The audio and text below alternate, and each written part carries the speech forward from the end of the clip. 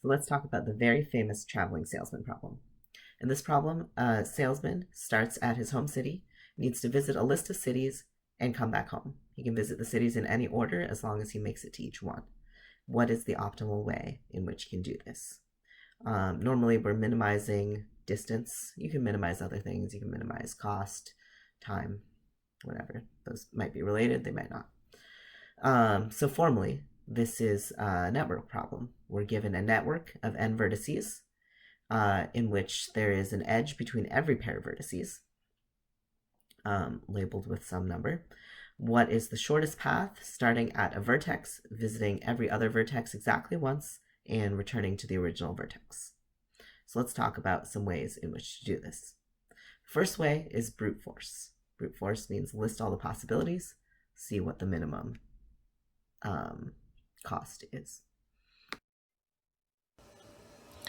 Okay, so how many possibilities are we talking for brute force? Well, let's say n equals 5. This might be a review for you, but here's a combinatorics technique on how to count this. So 5 cities, including the home city. So the salesman's going to visit 4 other cities and then come back home. So for the first city, there's 4 different choices. After he has chosen the first city, he's not going to come back to that one. So for the second city, there's only 3 choices, regardless of the first choice. It's just going to be not that one, 3 other ones. Once he's picked those two different ones, then there's only 2 choices for the third city. And then once we've picked the first 3 cities, there's only 1 choice left for the last one. So we multiply these, we get 4 factorial. This may also be a review, but if you don't know, n factorial, take n times n minus 1 times n minus 2. So just multiply all the integers from n down to 1. That's that notation. Okay, 4 factorial is 24. This is not bad. We could do this by hand. What if we went up to n equals 6? Same thing. You're going to have 5 choices for your first city, 4 for your second one, 3, 2, 1. So 3, 2, 1. Yes, that is a total of 5 factorial, which is 120. This you may not want to do by hand, but a decently good computer program could certainly check 120 cases. But what if we keep going? Because what if the salesman is ambitious, needs to visit a lot of cities? This is n equals 11, you get 10 factorial. 10 factorial is 3,628,800. This starts to get to a point where your program had better be super, super efficient if you're going to check all these. You're certainly not going to do it by hand. And if it's not efficient, this could take days or weeks to run. It gets worse. One famous instance of the traveling salesman problem is for the salesman to visit all 50 state capitals in the states. How big is 50 factorial? It's approximately 3 times 10 to the 64. Okay, now we don't care how efficient your program is. 3 times 10 to the 64 is too big. Your program could be taking years to run here. Okay, so the brute force algorithm is not very good for something that grows as fast as factorials. Okay, so what improvements can we make to this? One thing we could try is the greedy algorithm.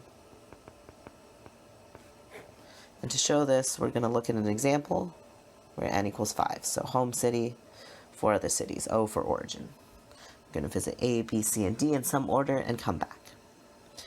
Okay, so first thing we can do with the greedy algorithm is we're just going to take the shortest path possible at every step. So we start from O, we can go 2, 5, 4, or 3, so we're going to go the shortest. We're going to go 2 to A. It's a 2. Then, from A, we can go 2, 9, or 1. We'll go 1, the shortest. Okay, next one, we can go 16, or, oh, sorry, I didn't label this. This was supposed to be a 6. We could go 16 or 6. We'll go 6 to C. And then we have to go to B now, and then back to O. So we went 1, and then 5 back to O.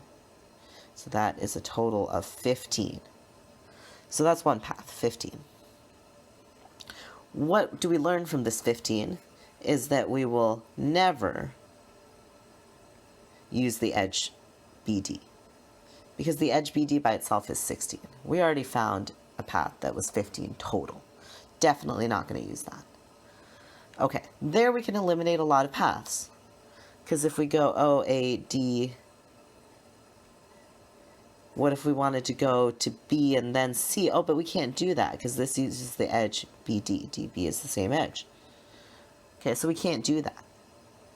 So if we start OAD, the only way to end is CB and then back to O. What if we start OAC? Wait, we can't do that either because only B and D are left and they'll be next to each other regardless of the order. So we can't even do OAC. Well, could we do OAB? OAB. Then we can't go to D because we'll use that edge BD. So we have to go to C and then D and then O. Okay, these are all the feasible paths to start OA. Let's just check this one. This is 2 plus 1 plus 6 plus 3 for a total of 14. Okay, that's better. This is the best one so far. Okay, let's then start with OD. So far we've got a path of 14. Okay, OD, we could go to A, and then B, and then C. Or we could go to A, and then C, and then B. Those are possibilities. We can't go ODB because we'll use that edge DB. So we could go ODC, and then B, and then A, and O, and ODC, A, B, and O. Okay, let's just quickly check those. We've got 3 plus 1 plus 2 plus B to C is 1, C to O is 4. Okay, that looks pretty good. That's 5, 7, 11. Okay, so far we have the best one is 11. So anytime we hit 11, we can stop.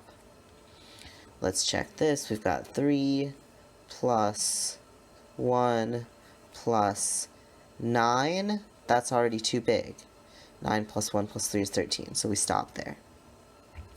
ODC, so 3 plus 6 plus 1 plus 2. That's already going to be too big. That's already 12. Okay, and finally ODC, 3 plus 6 plus 9. That is also already too big. In fact, we can go ahead and eliminate this 9, because with any of these, with any other path, you can't just use the 2 1s, you'll have to use other things. So 9 is going to be too big, so, okay, no AC. And then we can keep going. So we've checked the paths that start with A, the paths that start with D. We have to check paths that start with OB and paths that start with OC. But with these restrictions, we can't use AC, we can't use BD. We're not going to have too many to check. And also, anytime we go over 11, we stop. So that eliminates a lot of the possibilities. It makes, you still have to hit more or less each one of these. You might be able to stop a little early and skip a few, but your algorithm is way faster. You don't have to run your whole algorithm of adding together